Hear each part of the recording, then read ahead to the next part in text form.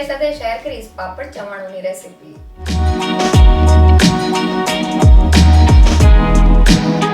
તો પાપડ ચવાણુંને બજાર જેવો સ્વાદ દેવા માટે આપણે પરફેક્ટ માપ સાથે તેનો મસાલો તૈયાર કરશું અને ખૂબ જ ઓછા ખર્ચામાં અને ઘરમાં રહેલી સિમ્પલ સામગ્રીથી 1 કિલો જેટલું ચવાણું મિનિટોમાં તૈયાર થઈ જશે।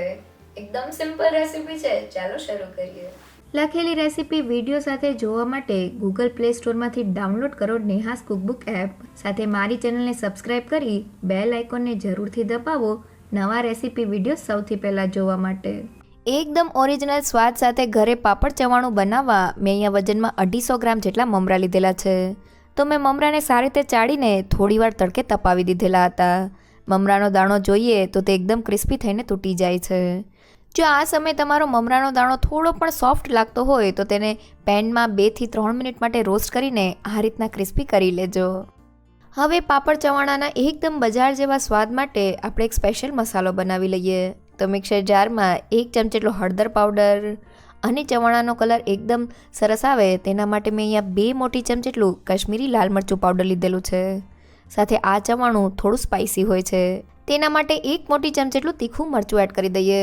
તો આ ચવાણું થોડું સ્પાઇસી હોય તો ખાવાની ખૂબ જ મજા આવે છે। મરચાંનું પ્રમાણ તમે તમારા ટેસ્ટ પ્રમાણે વધુ કે ઓછું કરી શકો છો। સાથે અડધી ચમચી જેટલી હિંગ, સ્વાદ પ્રમાણે મીઠું અને મેં અહીંયા અડધી ચમચી જેટલો સંચળ પાવડર લીધેલો છે। તો મસાલામાં થોડો સંચળ પાવડર એડ કરવાથી તેનો સ્વાદ એકદમ સરસ લાગે છે, પણ જો તે ઘરમાં ના હોય તો તમે તેની જગ્યાએ મીઠાનું પ્રમાણ થોડું વધારી શકો છો। અને પાપડ ચવાણાનો સ્વાદ થોડો ખાટો મીઠો હોય છે, તો મેં ખટાશ માટે ફક્ત 2 પિંચ અને 1/4 ટીસ્પૂન જેટલા લીંબુના ફૂલ લીધેલા છે। બજારમાં મળતા પાપડ ચવાણામાં ખટાશ તરીકે લીંબુના ફૂલનો ઉપયોગ કરવામાં આવે છે, પણ તમે તેની જગ્યાએ 1 ચમચી જેટલો આમચૂર પાવડર પણ લઈ શકો છો। સાથે મેં અહીંયા 4 મોટી ચમચી અને 1/4 કપ જેટલી ખાંડ લીધેલી છે। તો અહીંયા ખાંડને આપણે પીસતી વખતે એડ નથી કરવાની, કારણ કે આ મસાલાને આપણે તેલમાં સાતળીને ચવાણામાં એડ કરવાનો છે। તો હવે બધી જ વસ્તુને ગ્રાઇન્ડ કરી લઈએ। તો બધી વસ્તુ ગ્રાઇન્ડ થઈને આપણો સ્પેશિયલ મસાલો તૈયાર થઈ ગયો છે। આ મસાલા સાથે ચવાણાનો સ્વાદ એકદમ ઓરિજિનલ આવશે। અને હવે મિક્સર જારમાં ખાંડને પણ એડ કરી દઈએ અને તેને પણ પીસી લઈએ। તો આપણી ખાંડ સારી રીતે પીસાઈ ગઈ છે।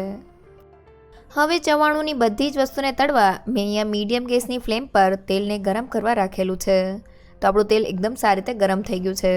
હવે તેમાં આ રીતનો કોઈ પણ એક ચાયણો કે ઝારાને રાખી દઈએ અને મેં અહીંયા તળવા માટે 1 વાટકી જેટલા મમરા લીધેલા છે। તો બજારમાં મળતા પાપડ ચવાણામાં મમરાને તળીને એડ કરવામાં આવે છે। તળેલા મમરા સાથે ચવાણુંનો સ્વાદ એકદમ પરફેક્ટ આવે છે। તો હવે તેને ઝારામાં એડ કરીને મીડિયમ ગેસની ફ્લેમ પર મમરાને તળી લઈએ। તો ફક્ત 1 થી 2 સેકન્ડમાં જ આપણા મમરા એકદમ સારી રીતે તળાઈ ગયા છે। આપણે તેને બ્રાઉન નથી કરવાના। તો હવે આ રીતના બધા જ મમરાને તળીને ક્રિસ્પી કરી લઈએ।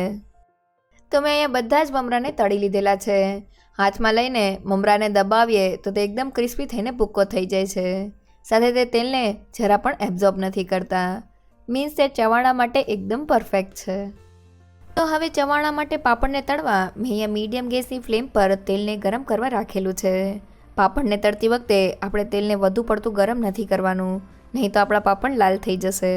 હવે મેં અહીંયા 12 નંગ જેટલા અડદના પાપડ લીધેલા છે।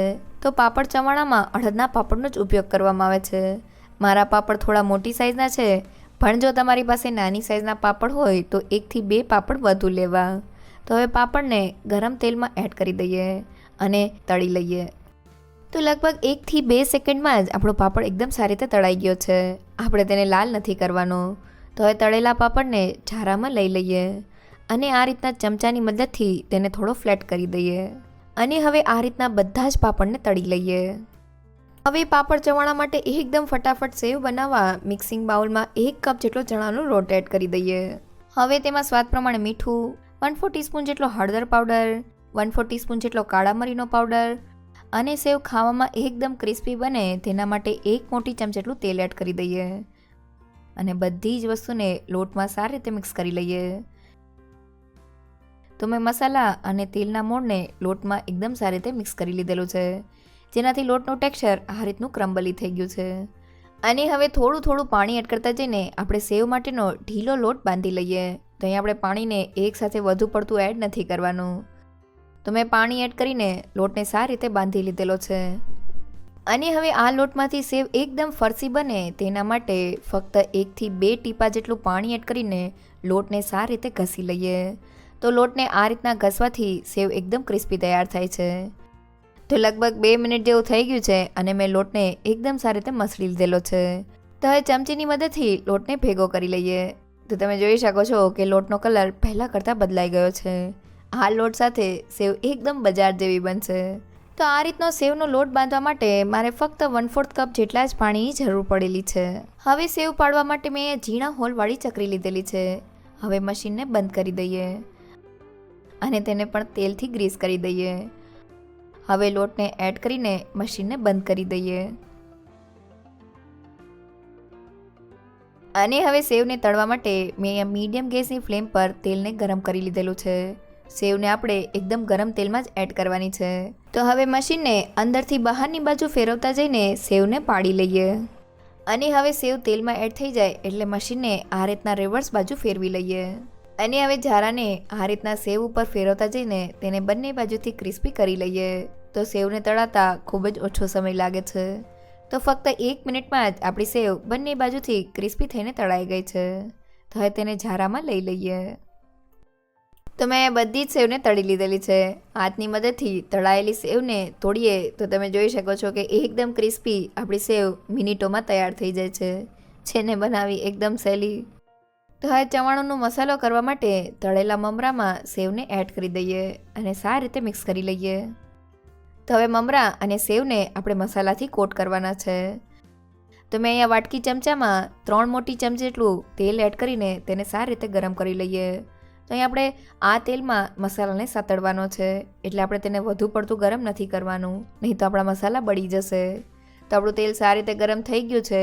હવે તેને લઈ લઈએ અને હવે ગરમ તેલમાં તૈયાર કરેલા મસાલાને એડ કરી દઈએ અને સારી રીતે મિક્સ કરી લઈએ. હવે તેલ સાથે મસાલાને મમરા અને સેવમાં એડ કરી દઈએ. અને હવે મસાલો શરૂઆતમાં ગરમ છે ત્યારે તેને ચમચીની મદદથી અને હવે પછી તેને હાથની મદદથી આ રીતના મમરા અને સેવમાં સારી રીતે મિક્સ કરી લઈએ. તો ચવાણું બનાવતી વખતે આ પ્રોસેસ સૌથી ઇમ્પોર્ટન્ટ છે. મસાલાને આ રીતના હળવે હાથે ઘસવાથી તે મમરા અને સેવમાં એકદમ સારી રીતે કોટ થઈ જાય છે.